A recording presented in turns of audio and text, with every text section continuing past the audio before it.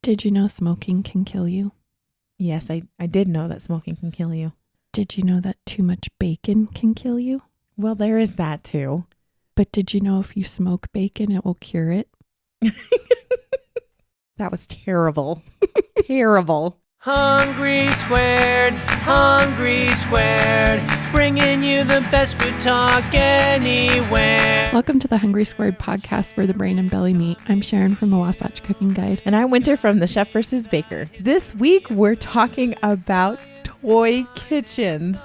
Oh, yeah. And easy bake ovens. Oh, yeah. It's going to be so fun. Let's talk about it. Hungry Squared, yeah, Hungry Squared. Oh, hello, Sharon. Hey, Winter, how's it going? It's good.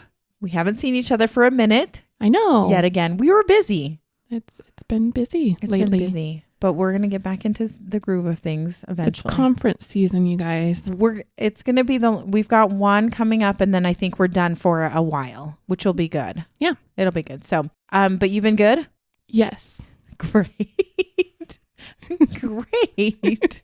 I'm drinking Dr. Pepper and I'm really sorry, you guys. I might have to excuse myself or pause in my speaking. We can edit those out, right? Yes. Yeah. So, food nerd shout out? Food nerd shout out. Woo woo. We like to give a food nerd shout out to our friend Bodie. Hey, Bodie. What's up, dude? He is a senior this year. He's graduating in just about 6 weeks, and he's going to culinary school and going into the food industry. Sweet. Hey, Bodie, that's so awesome. And he is a friend of my stepson, Noah. Hey, Noah. And Noah told him about our podcast that Bodie's been listening.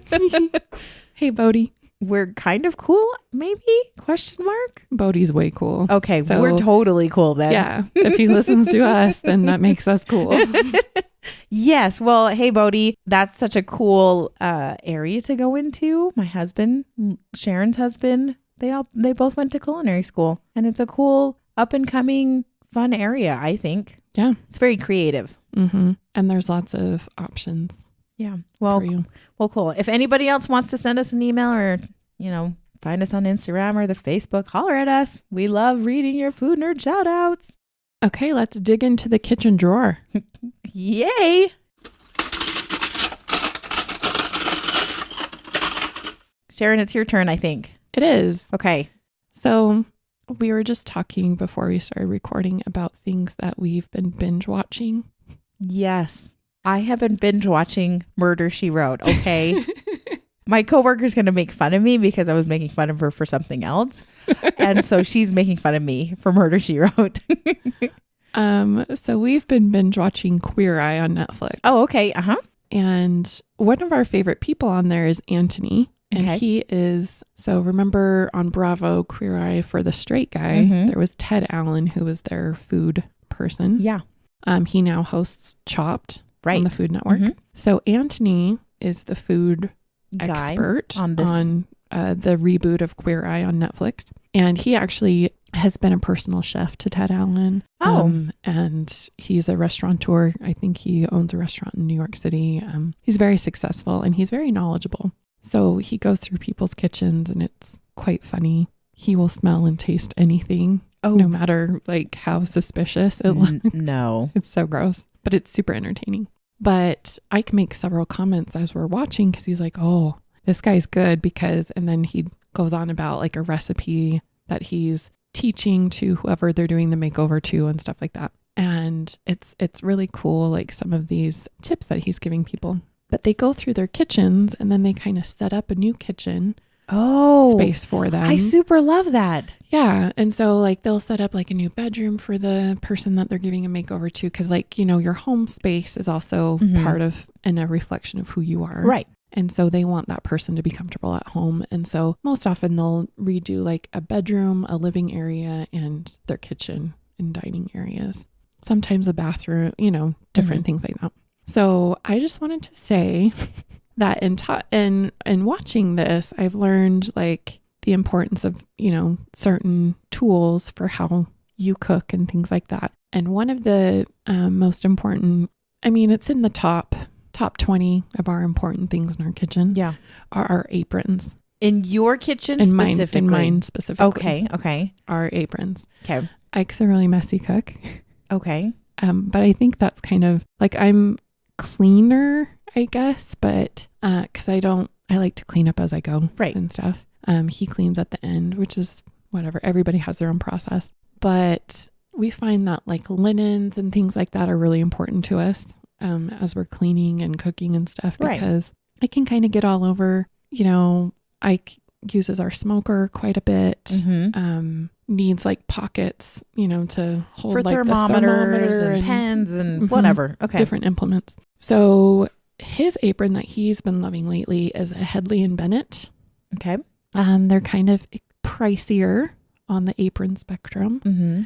And he's using a Denver apron in their big size. So what's the difference in the Denver apron? Is it just one of their styles? Like it has certain pockets and it's wider or taller or longer? So it's duck canvas. Oh, okay. Um, What is duck canvas for people who don't know what that is? it's kind of like a heavy drop cloth type of canvas. And I think the duck think canvas, it's kind of waterproof too. Yeah, Isn't there's there a a slight layer? coating on it. Yeah.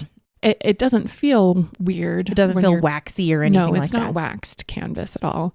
But there is like stuff will kind of beat up on it a little bit. Yeah. Okay. And it's stain resistant. It's really nice. It washes up really well.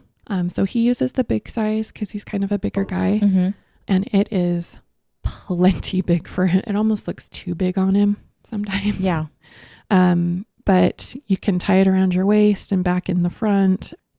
It's really nice. It's got a lot of pockets on it for our thermopen and different things like that when he's outside, when he's got to temp the meat and all that kind of stuff. Yeah.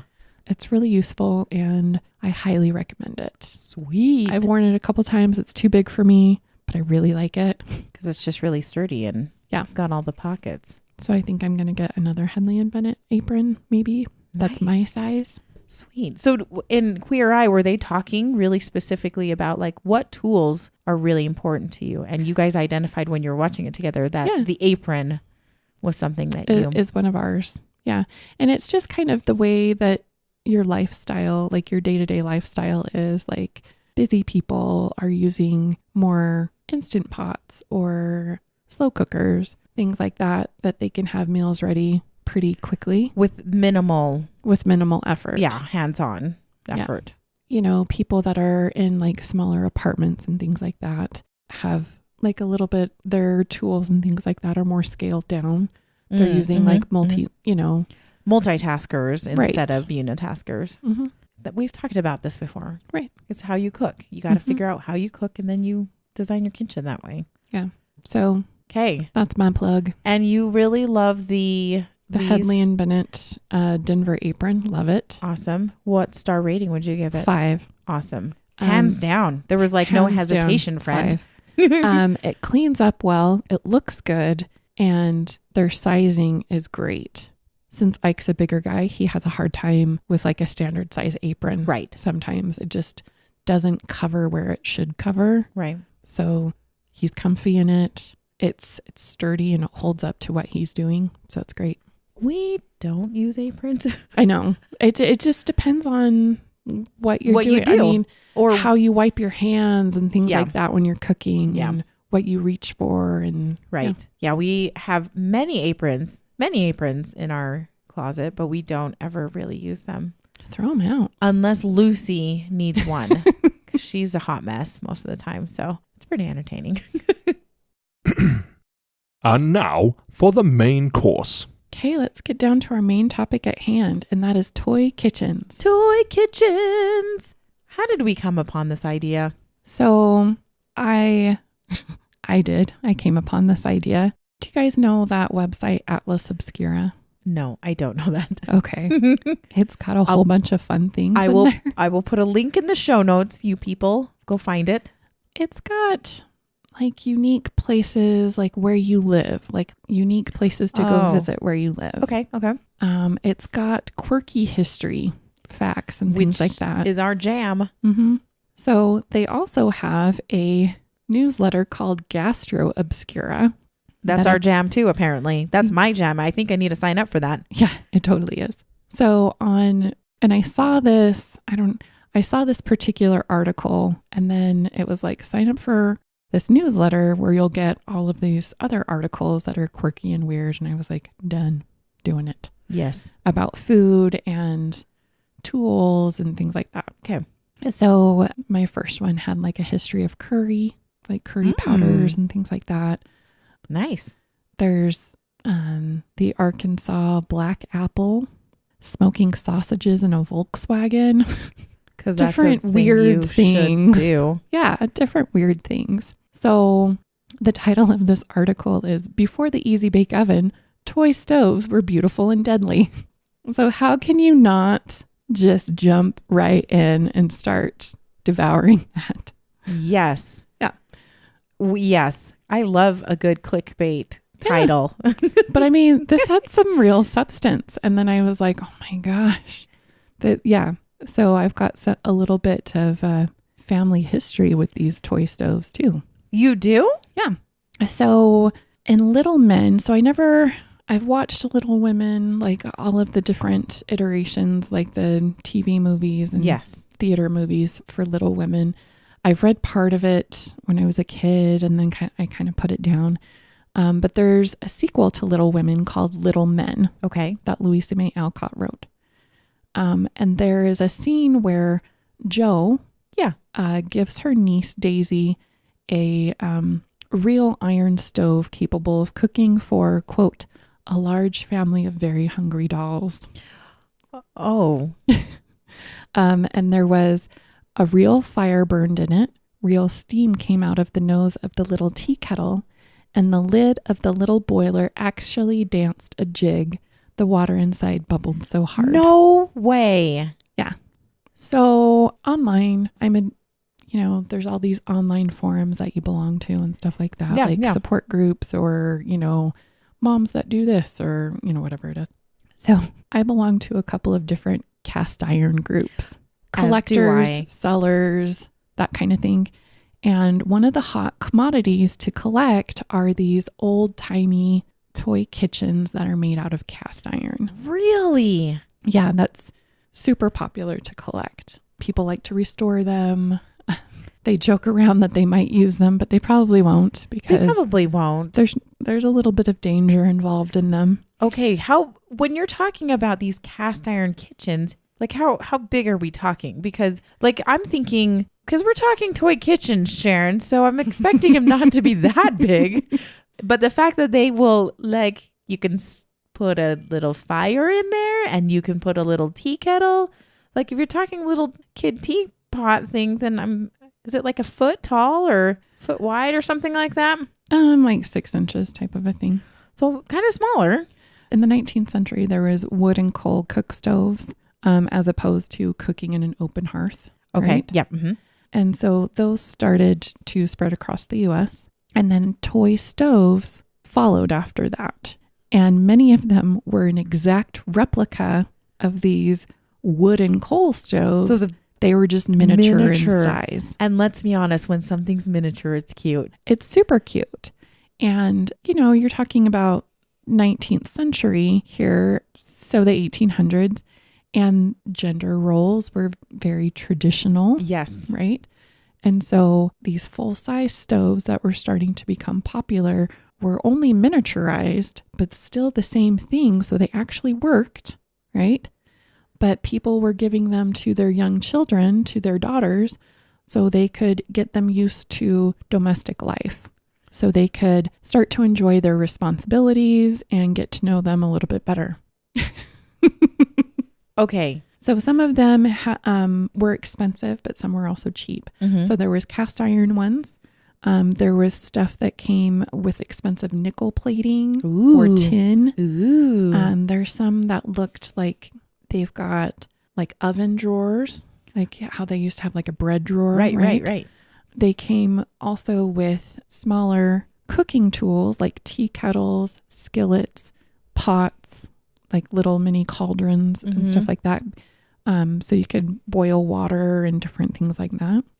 So the stoves actually all worked, is the thing. It is so impressive to me. I was like, Sharon showed me a couple of pictures, which I'm going to share some links to those on our show notes. But some of the pictures, they are beautiful. Oh, they're gorgeous. These little tiny ovens, stoves, cast iron ones are so intricate and beautiful. I was like, this is crazy. Like, and the fact that they're scaled down to size it's baffling. It's like, it's so cute, but so pretty too. There was expensive models and like a little bit less expensive models. Yeah. Like the cast iron ones would be slightly less expensive than the nickel plated that had the pretty filigree and things like that on there. You're right.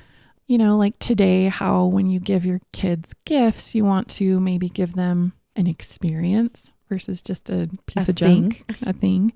Or you want to give them like a STEM toy because it's educational. Right. This was kind of like those STEM toys back in the day, back in the late 1800s, early 1900s. It was like their version of a STEM toy. This like, was a thing to give them. Yes. So we're teaching our girls how to cook and, you know, maintain their stoves and ovens and teaching them to kind of like it. So my grandmother and her sister, so my great aunt, they had a toy stove.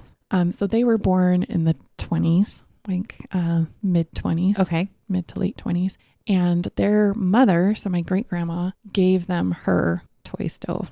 Really? Yeah. So we talked about it because little known fun fact about me is that I've always wanted to build a dollhouse. Really? Since I was like 9-10 years old, something like that. Dude. And so my grandmother was really encouraging of that. And so I used to collect stuff to put in the dollhouse and things like that. And we would go to like the hobby store and everything. And I saw in a completed like dollhouse that they just had on display. You couldn't buy it. I saw one of these old cast iron stoves in there. Really? And I was like, oh my gosh, that's crazy. Like, that's so cool. And I was just really enamored with it. And she was like, oh, well, it's too bad I don't have mine. I could just give it to you. Oh, bummer. I was like, what? And so she told me about it. And they used to have tea parties. Oh. And they would brew tea on their stove. Like they had an actual tea party. It was none of this fake stuff, people. No, I mean, they would boil some water and steep some tea for their tea party. Like they, you know, they had like a little girl's tea party set. Oh my goodness. And it was like China or something. It was really nice. And they would brew tea on their stove from my great grandma. And so they would light it. And that's the thing. Like they would light it. Yeah. So just want to point that out. This is very romanticized. And I was very like, oh, that's the best thing. Oh, it's so amazing. And here's my mom that wouldn't let me help in the kitchen because she thought I would burn the house down with our electric range. You could technically burn your house down with the electric range. Very technically. Technically, you could. But it's very romanticized when I talk about my grandma, you know, telling me stories about how she used her toy kitchen and loved it. And, you know, it was passed down from my great grandma. And I wouldn't have known that because she didn't really talk about it that much. I wouldn't have known that if I wasn't interested in the dollhouses and all that kind of stuff. But they had like a tea kettle. They had a skillet and a couple other things. And so she said that they would make tea for their tea parties. Now, Sharon, let me pose a question because I'm thinking about this logistically. Where would they keep said toy? Would it be in the kitchen next to the real stove? I don't know, but she didn't really go into that. However, these toy kitchens, I mean, aren't very large. Right. So I'm holding up my hands here and it's a little bit less than a foot. Yeah. Maybe 6 to 8 inches type of a thing. Yeah. And they really did light. They really took fuel. Some took kerosene. Some took coal. Some had alcohol as their fuel. Nice. Some took actual gas. Okay. So, but it's all metal. Yeah. Right. And so once you light it, you can't really move it around. Yeah. So you have to play with it wherever you're at if it's lit. Yes. But you also need to make sure that you're probably not on a rug. Like it's not sitting on a rug or something that will catch on fire. Yes. So it probably was in a kitchen or something like that. So some care had to be exercised when you played with these things. Back to the romanticism of them, they were quite dangerous. Yeah, I can imagine. They were so dangerous. There were a lot of reports of kids getting injured or dying from these toy stoves. Or dying. Yes. In September of 1890, Louisville, Kentucky, their newspaper called the Courier Journal recorded that while several children were playing with a toy stove, one of them, named Ellen Hansen, caught fire and almost burned to death my goodness before she was rescued and the burning clothes extinguished. Ellen survived, but with severe burns and her hair was singed away. Oh my goodness. In a case reported in newspapers around the nation in December of 1909, a 6-year-old Minnie Coman from St. Louis poured a bottle of kerosene into her toy stove and then lit a match, as she had often seen her mother do in the real stove. The stove exploded and the child ran to her mother in flames. In flames, everybody. Minnie perished and her mother was also fatally burned. Oh. Her father was injured trying to extinguish them both. Oh. How horrifying. Yes, it is. So the stoves kind of migrated from the oil and gas stoves in the early 20th century to electric stoves that could, quote unquote, run on the house current. Sweet. Which so you could plug them in. Which is great because of the fact that, like, you see, as we were studying for this, like, they do follow the trend of what is actually happening in the kitchen. Right. Because, like, I mean, you look at a toy kitchen today, like if you go to maybe IKEA or Target just or something like that. Toy store. It's plastic and cardboard or something. Right. And it just, you just pretend like in your Fisher Price kitchen, you might have like a button that you can push and it will click to quote unquote light the oven or the burner or something. And it just makes a sound. And then like an orange piece of plastic appears, to be your pretend flame. Right. But back then they were actually just legit. Miniaturizing the actual stove that was in the kitchen. Yeah. Which I think that is fascinating that they also had electric currents that they could just put on they could cook something on their own little toy kitchen.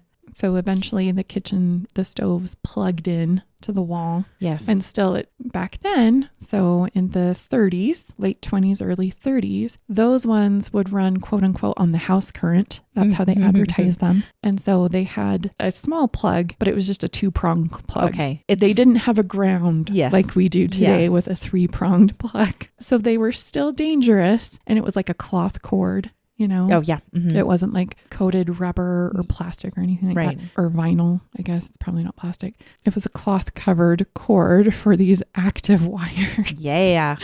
So they were still dangerous, just not as bad. Because there's no actual fire per se. There's not happening really all the time. A fuel source. Yeah. And so there's an electric current and that's dangerous. It is dangerous. A little bit more contained in a sense. Yeah. So super fascinating, these pictures of these old toy kitchens. Super fascinating. I don't really know how they quite use them. My grandmother said that they mostly just made tea for their tea parties. They didn't really looks like you could light them and maybe heat something up, like one of your little miniature skillets or something like that. But I don't know like what you would have actually cooked. Yeah. So basically you're just giving your kids some matches and say, play with them. But play with them in this. Amazing. Play with them with this. Our podcast is brought to you by our awesome and food-loving sponsor, ThermoWorks. Sharon, we love ThermoWorks. We do. I've got the Thermapen MK4 and we use it all the time, I'm pretty sure. Almost daily. Yeah. We also have the Thermapen MK4, the Thermapen Pop. We also have the smoke because we are into smoking, and they actually have, the cool thing about the smoke is it has 2 probes, one for the air and one for the inside of the meat. And it's awesome. We super, super love them. And you know what? ThermoWorks is having a sale of several of their amazing products at their online store right now. We have a link to the sale on hungrysquare.com.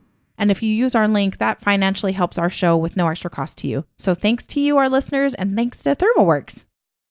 It does make me think about play, right? Play teaches us how to do like real life things eventually, develop real life skills eventually. Right. Because kids want to they watch us as adults doing things, say cooking. Like Lucy and I, she wanted to make pancakes. So we made pancakes together because I want her to learn the skills of measuring things out and mixing things in and sifting and all of these things that are really important. And that's what toy kitchens are, right? They are a way for a little kid to learn skills Unsupervised.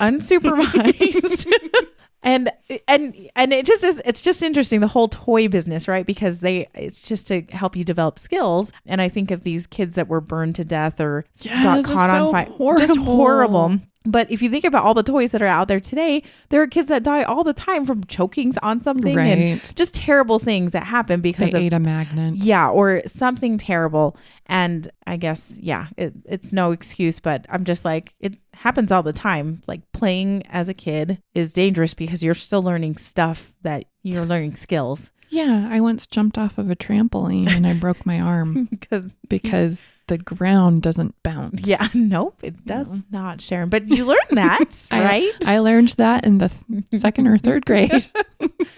So it's fascinating, the advent of those. So Sharon, can I interject my little bit about the Easy Bake Oven? Yes, please. I've always wanted one, but again, my mom wouldn't let me have one. Which I think is so funny because I did have one. And maybe it wasn't even I had one. It was maybe a shared situation with my sisters. It probably was more that, but I really felt an affinity towards it.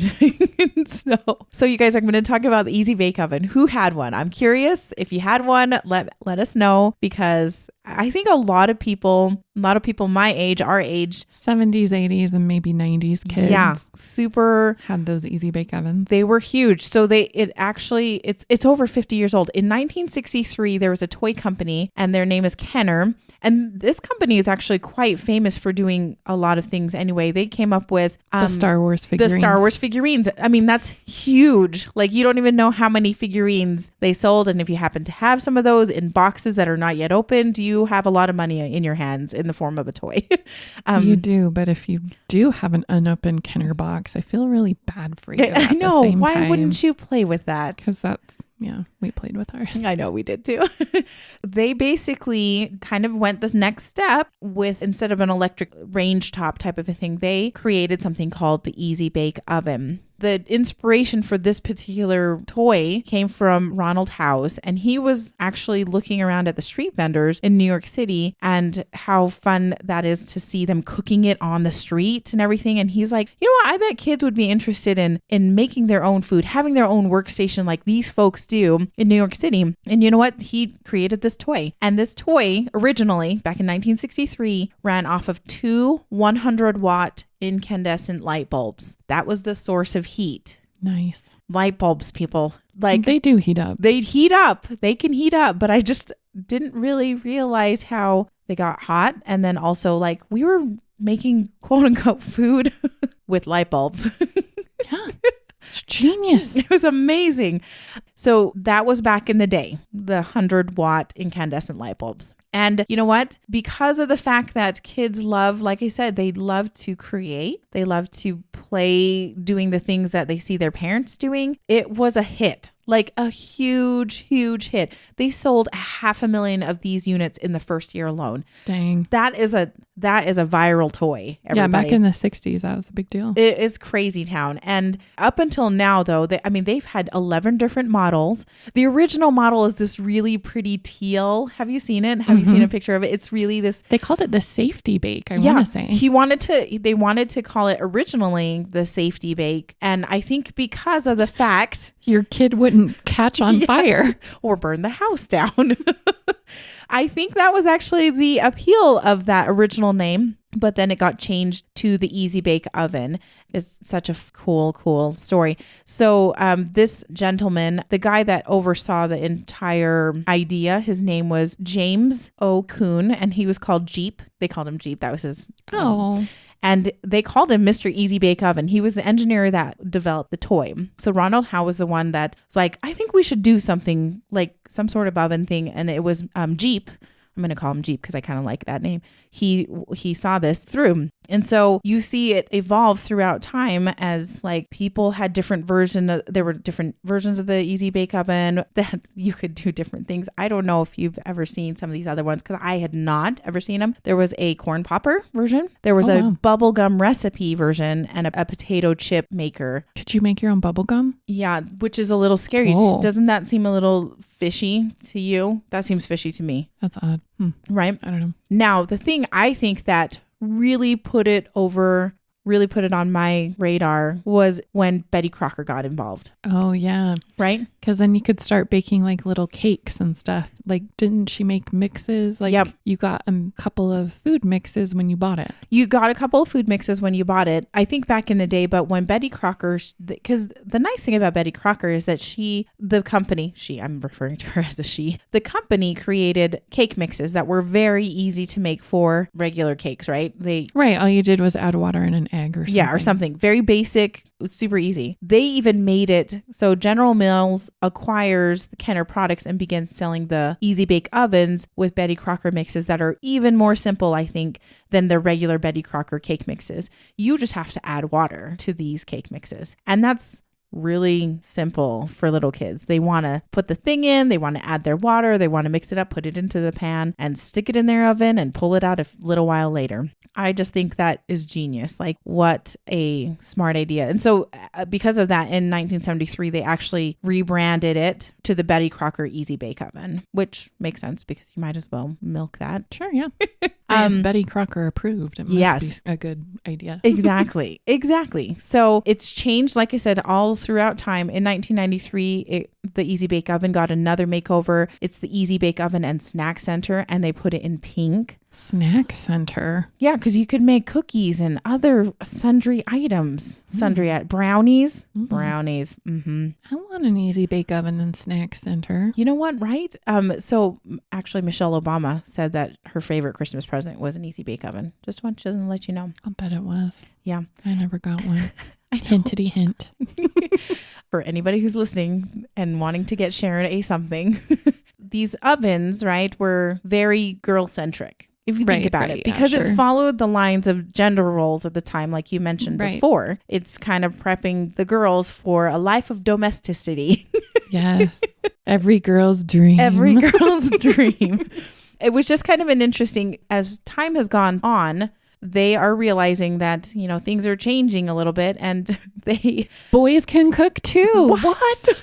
So I love this iteration of the Easy Bake Oven. They introduced something in 2002 called the Queasy Bake Cookerator. Queasy Bake Cookerator. That sounds like it's going to make you throw up. They are trying to gear it towards boys, and you could make mud and crud cake or drool dog bones. These are the recipes that came with the Queasy Bake Cookerator. Because once again, they're trying to get towards queasy dog bones and crud cake. Yeah. Oh. They're just trying to go for the gross version of the Easy Bake Oven, the cutesy Easy Bake Oven. Make something gross, boys. Yeah, and it will be fine. See, that's overly gendered as well. I know. So funny. Toy companies. So funny.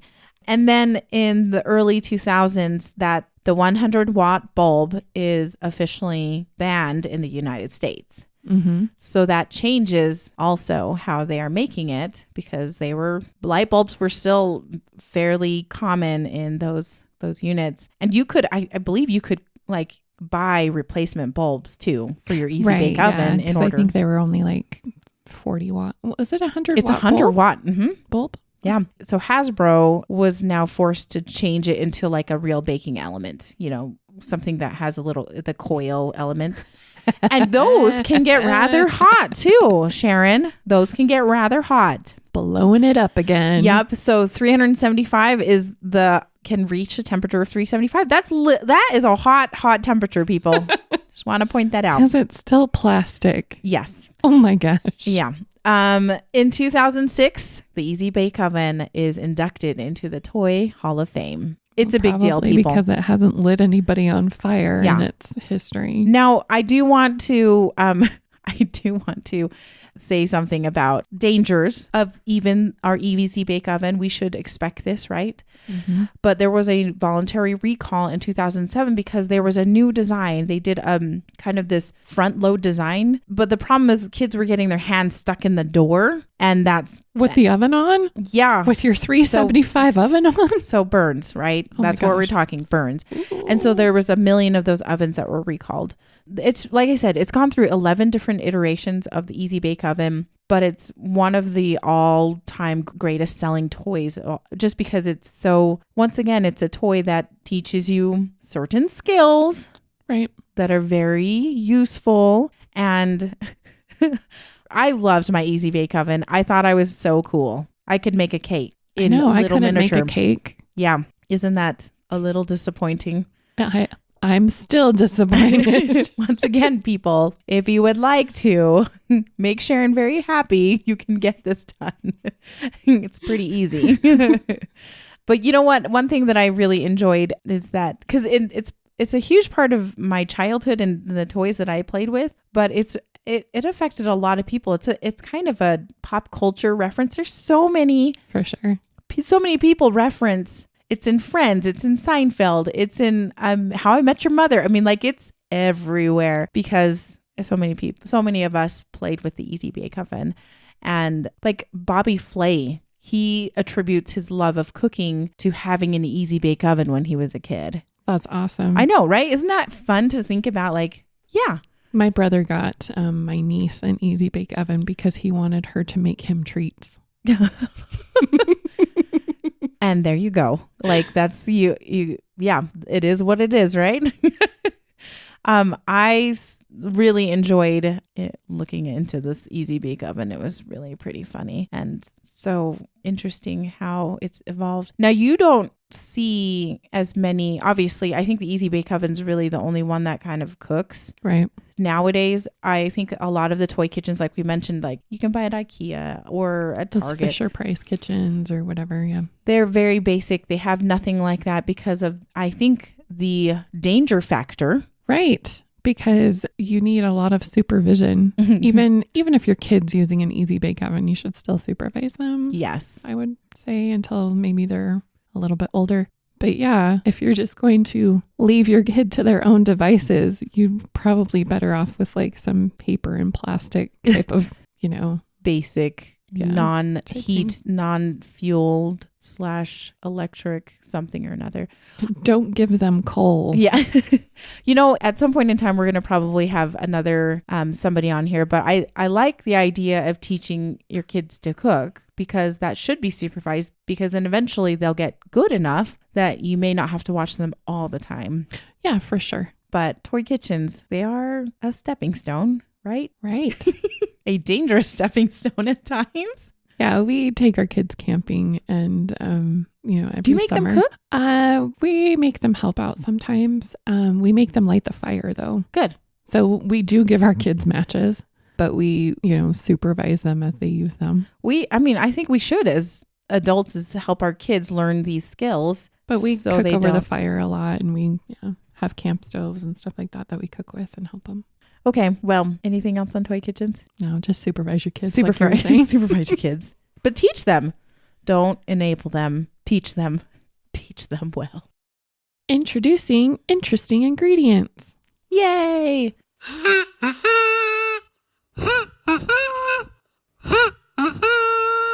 Sharon, I have it this week. What's your interesting ingredient? I have a bottle right here You do. showing you. So we have a friend who actually listens to this podcast. Hey, Laura. Hi. She brought over a bottle of Johnny's Senap Sotstark. So Johnny's is a brand that I think I'm familiar with. They make some seasonings and some other things. So I wonder if this is the same brand. I am not totally sure, but she is. But I don't know what the rest of those words on the bottle are saying. So the bottle is in Swedish, everybody. Oh. And so she is married to a Swede, Okay, yeah. and she's from the United States, but she's married to a Swede. And so she's very into the Swedish culture as well. We had made some split pea and ham soup. I don't like to call it that. Lee always makes fun of me because he makes a split pea and ham soup that is delicious. It is. I've had it. It's marvelous. Whenever he says that he's making it, I'm always really super like, oh, that doesn't You sound look like good. you're disappointed and grossed out. All the time. Why? Do you know why? The children's book, Cloudy with a Chance of Meatballs. What? Okay. I've heard of it. I follow don't me. know if I've ever read it. Maybe Okay. I have. So Cloudy with a Chance of Meatballs is this great children's book. It's probably one of my favorite children's book of all times. And it talks about this town called Chew and Swallow. And the weather is all food. Like it rains hamburgers and eggs and juice. And so it comes 3 times a day and it feeds you. But then the weather takes a turn for the worse. This is how the story goes, okay? If you have not read it, or if you have a child that is kind of like, this is a great book. I'll put a link in the show notes so you know what I'm talking about. But one of the weather takes a turn for the worst. And so one day, there's an entire week that's terrible. Like one day it only rains gorgonzola cheese. And so you see people with clothespins on their noses. And then another day, it's only like overcooked broccoli. And like, right? I mean, these are terrible things to have all. Gorgonzola is good. Gorgonzola is good, but all day, I mean, come on. It sounds like it's going to pile up in the road. Yeah. And so there's one little panel that says, one day there was a split pea soup fog that was so thick that nobody could find the rest of their food. And you see people like peeking into this like foggy, Sharon. Okay. So every time, okay, there's this huge background with me in split pea soup because of that book. So I've never, ever really felt like I want split pea soup. It's just never been on my radar. It doesn't look appetizing to me. It is so good. Don't get me wrong. It is so tasty. And the way Lee makes it, it's delicious. And so we were sharing some with our friend Laura. This is a really long story. I'm sorry, you guys. No, I'm interested. I'm interested. So we were sharing it because apparently split pea soup is a very common thing for Swedes to eat on cold days. Okay. We talked about it in a couple of our Huga episodes and with Melissa a long time ago. I'll put a link in the show notes for those episodes. But she's like, hey, can I bring this sauce down? It's a Swedish mustard. It's like kind of like a honey mustard. And you squeeze some of it on top of that soup. That's pretty traditional. I was like, it is? And so she brought an entire thing down. She's like, oh, we got tons of it. So go ahead and have it. Oh, that's so nice of her. Yeah, it was really nice of her. So sure enough, we sat down and had some of this soup and we squeezed some of this Swedish mustard. And like I said, its name is Senap Saltstark. I don't think I'm saying it right. I know I'm not saying it right, but Winter's going to put a link in the show notes. I'll put so you can know what it is. And then I'll also take a picture so you know what I'm talking about. You can get it at IKEA. You can get it at many places that have Swedish goods. So it's like it's kind of like a honey mustard a little bit, but it also has other spices. It has like cinnamon and cardamom and cumin. It's very tasty. And so especially when you put a little squirt of it on top of this split pea soup, oh my gosh, that split pea soup is good. I mean, it's great. But with this sauce on top of it, it's like, hello, this is what my life has been missing. And it makes me look forward to having split pea and ham soup now, Sharon. And Sharon is going to try it right now because now she's super interested in the taste of it. You guys, it's so good. Okay, tell us what you think of it. Like what notes do you? It's mustardy still, but it's not strong mustard, I don't think. It's almost like a mustard with maple and some spices. I'm not getting honey as much as I get maple. Yeah, I don't think it's honey. It's that sweeter. It's kind of sweet and tangy. Oh, I'm reading the ingredients, but they're all in Swedish. Yeah. So I don't know what they are. We tried to Google translate it and it was coming up with a couple of funny words. Okay, so there is coriander. I can get that. Yep, that's about it. And salt. There you go. That's it. Okay. So it kind of tastes like a honey and maple with a little bit of some stuff from your spice cabinet. Yeah. This would be terrific on salmon. I think it would be terrific on salmon. It would be great on a sandwich. Just a regular old ham and cheese sandwich. I would love that. So I will put a link in the show notes. I just wanted to introduce people because I know that we do some mustards here. We do some ketchups and stuff like that. But in other countries, they totally take their mustards, mayos, ketchups, and sauces to a whole new level. They put all sorts of crazy spices in them and they're delightful. So this is one that I discovered recently. Thank you, Laura, for bringing it over. That was very kind of you. And check it out. You can find some at IKEA, I think. And then if not, you can just buy it on Amazon too. And we'll have links in the show notes as well. But yeah, split pea and ham soup. I'm okay now. Yeah. Mostly. I'm okay now.